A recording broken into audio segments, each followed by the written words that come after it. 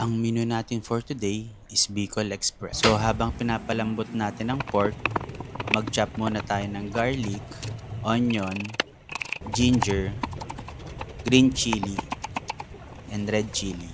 After 20 minutes, ayan, malambot na ang ating pork. Igisa na natin ang garlic at onion. After that, yung ginger. Then lagyan natin ng konting, siguro mga 1 to 2 tablespoon ng palamang. Depende sa lasa na gusto nyo. Then after that, yung pork na. Then gisa nyo lang din ng konti. Then after that, yung coconut milk. So yung coconut milk, yung pure lang ang ginamit ko, wala na yung second.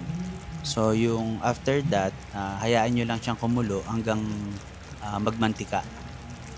So bago siya magmantika, pwede nyo lagyan na ng sili.